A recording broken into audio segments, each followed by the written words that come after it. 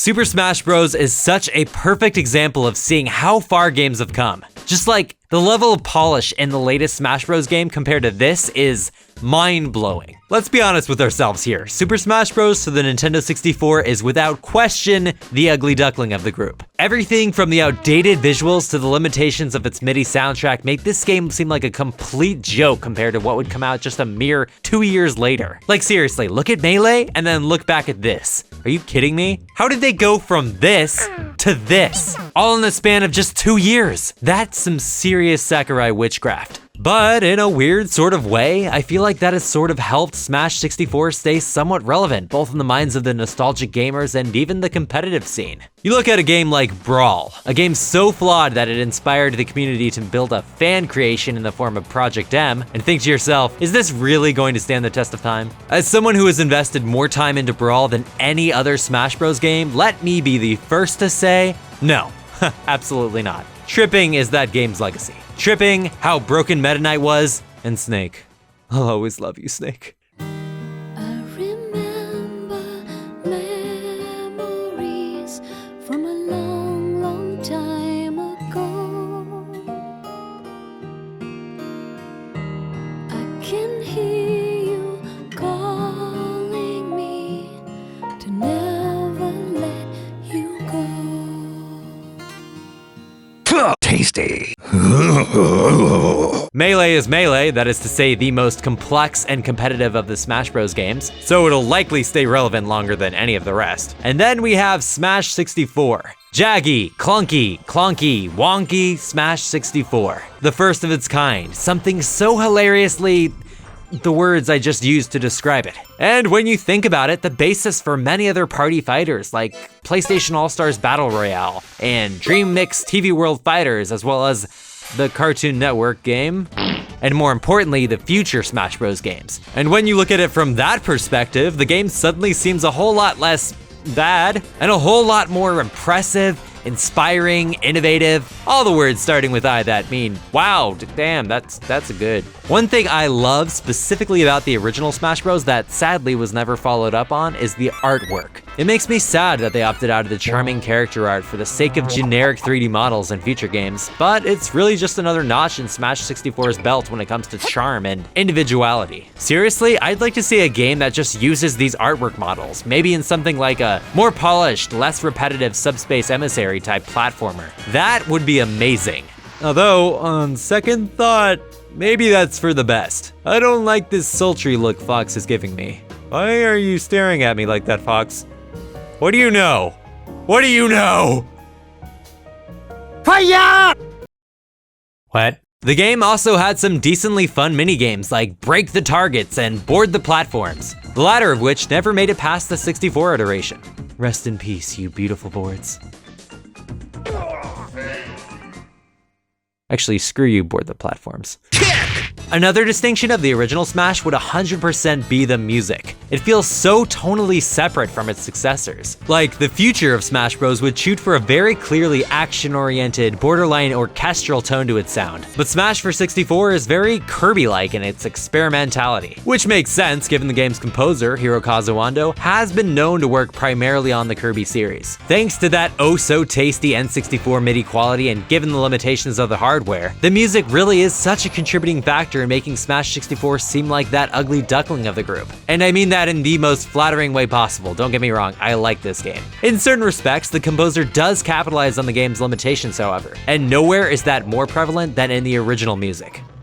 Listen to the menu theme. It has this weird, lingering sense of empty space, with the only constant amidst the random bits of noise, ranging from the odd bass pedal beat to a cymbal clash, being this droning sort of hum that I never caught until listening to it with headphones. It's very, avant-garde, I guess you could call it. My interpretation of it is that it signifies the battles to come, the random noises representing the mix of fighters, if that makes any sense. Now, I could totally be in the minority here, but I actually kind of like this track. On the first listen, I feel like the immediate impression has to be, wow, this is bad. And maybe it's just the nostalgia blinding me to the song's lack of quality, but I don't know. It's interesting, it's different, and I respect that. The more action-oriented tracks were pretty good too. The character select screen does an amazing job as a successor to the calm before the storm that is the menu theme, and properly hypes you up for the matches to come. I especially like the Metal Mario theme, a perfect representation of the stamina-driven battle and Metal Mario's solid character as he clumsily clonks around the creepy crystallized area.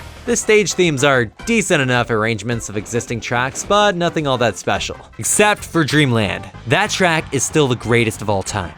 I do have to say, whenever I'd beat the Master Hand, the music that played afterwards always freaked me out. Like, there was this weird sort of eerie melancholy or mysterious sense of unease that conveyed the idea of, is this really the end? Did I do the right thing? To this day, I have no idea what sort of tone they were trying to evoke, but for that very reason, I actually kind of like it. I'm not entirely sure why they did what they did, but I actually kind of like it. And that statement pretty much sums up the soundtrack. Nice job, Hirokazu Ando. I think. Now, I'm not gonna go too long explaining what most of you probably already know. Smash Bros is a 2.5D fighter in which tons of Nintendo mascots like Jigglypuff do battle for the sake of, I don't really know. But I think it has something to do with them being puppets controlled by the Master Hand. More on that horrifying prospect later. Unlike most traditional fighters, the object of this game is to build up enough damage so that you can knock your opponent out of the ring. The way you do so is through a set of simplified controls that can lead into more complex combos if you're pro enough. I'm not pro enough. You've got standard moves for damage that change depending on where you angle them, along with special moves through the use of the B button, which allows you to do everything from damage to recovery to reflecting or absorbing enemy projectiles depending on the character you're using. But the only special move people care about is, of course, The journey has just begun. The game also includes items, the most party-themed, casual inclusive factor of the Smash Bros. Series. Also the worst. Items are the worst. I hate them. Okay, but seriously, they're fun every so often. Especially the Pokeballs. My friends and I would always set the items on high to Pokeballs only and just see who the ultimate Pokemon master was, as I'm sure anyone who's played this game has. It was also cool how they kept most of the items character themed, like you could pick up Ness's home run bat for an insta-KO, should you land the hit. There's Kirby's Star Rod for both melee and ranged attacks, and even a GoldenEye themed weapon in the motion sensor bomb. Also a random lightsaber. Aside from the simplified controls and optional use of items, I also enjoy that the stages are a lot more open and encourage platforming instead of just cornering a dude on a straight horizontal plane and proceeding to wail on them with a bunch of complicated button inputs that a loser like me would never be able to memorize. Not only that, but the worlds are all themed on certain character franchises. For example, you've got Kirby's Dream Land, where everything is absurdly bright and colorful and green, and Wispy tries to blow you off the stage like the living menace he is.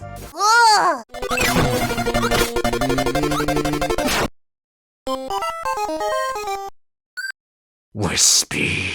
There's also The Legend of Zelda's Hyrule Castle, complete with a random little hut. I think that's what this is. And of course, the Tornado Stage Hazard.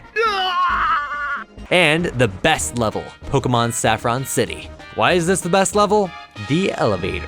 Seriously, whenever this thing would open and the light would flood out, your first thought is always, oh god, what's it gonna be? What Pokemon is gonna pop out? My favorite was always Porygon. His random always made me laugh. Charmander is pretty great too.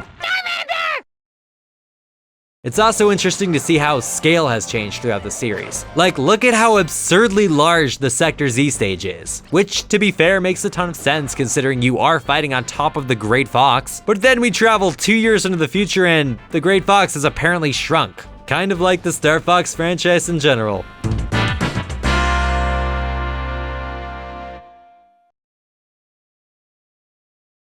Something's wrong with the G diffuser. Even more important than the theme stages, however, are the characters you'll be fighting with. Mario is your standard brawler, DK is a heavyweight, easy to get by lighter, faster characters, but also absurdly powerful. Link has the Master Sword along with a bunch of projectiles. Samus can shoot energy beams and spend time contemplating why Nintendo hates her. Yoshi is freaking adorable, but lacks a recovery move, his second jump having invincibility frames to help offset this glaring weakness. Kirby can jump up to 5 times and, more importantly, is even cuter than Yoshi. Fox is a badass, super fast, and has a broken laser. And Pikachu is the best character in the game. As you progress and accomplish certain goals, hidden characters will unlock as well, resulting in Luigi, a slippier, more handsome version of his brother.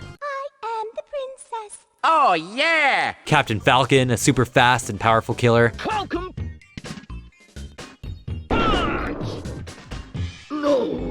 Ness, whose very existence confused me on a similar scale to Melee Roy and Marth. Also, did you know his voice actor actually voices Kirby as well? And last but by no means least, Jigglypuff. I used to always play as Fox. Not necessarily because I liked his moveset or anything, but because Star Fox 64 was my jam, and I always thought Fox was a cool character. Oh, how the mighty have fallen since.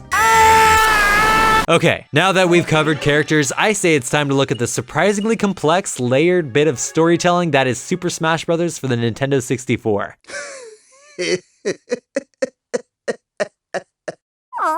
The game begins in a generic 90s kid's bedroom with this magical, almost Disney-like twinkling music playing in the background as a singular floating glove removes a Nintendo doll from It's not a doll, it's an action figure! Brutally arrest her! Yeah. Moves some crap around and then snaps its fingers to infuse life into those dolls and force them to murder each other for its own sick and twisted entertainment. Also ours. This game's fun. The main bit of the intro cutscene then plays that for the time was super awesome, but has since been eclipsed by every subsequent Smash Bros. Game. Still though, seeing all these characters come together like this, not gonna lie, it was insanely exciting. We then reach the end of the cutscene where Mario and Kirby are shown being forced to battle surrounded by a darkened field and a stormy sky. They don't wish to fight, but they must. Why? The Master Hand.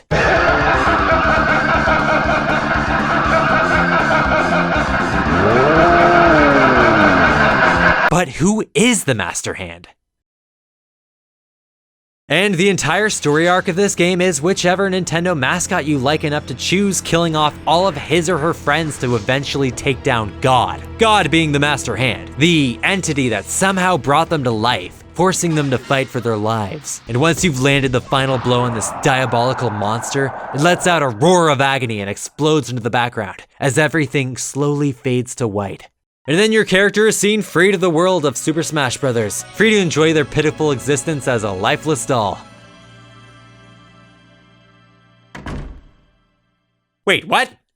Super Smash Bros. For the Nintendo 64, despite being a landmark in gaming, is absolutely not the most polished Smash Bros. Game. In my eyes, it doesn't even come close. Having recently taken a look at the competitive scene, I've been shocked at how surprisingly deep and complex the mechanics actually are. But at the same time, it's still representative of a new concept for a fighting game on super outdated hardware, as well as the first in a series that has gotten progressively better for the most part. Even so, it's undeniable that there's a certain charm to it that's hard not to like. For me, it touches on feelings of nostalgia, not necessarily in a way that Animal Crossing, The Wind Waker, or even Melee does, but like its menu theme in a way that evokes a sort of mystery or confusion. Like, I honestly don't know how to accurately describe what it makes me feel. But at the end of the day, and nearly 2 decades later, it's still very much its own thing.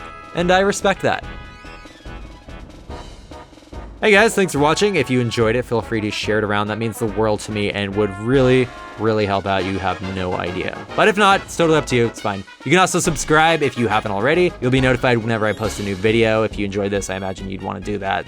So go for it. You can follow me on Twitter and like me on Facebook if your social media game is on point. Question for this video is, have you played the original Smash Brothers? And if so, do you think it's aged well? Let me know what you think. Don't forget, guys, to always keep it toasty. That's my new catchphrase. I couldn't. All right, bye.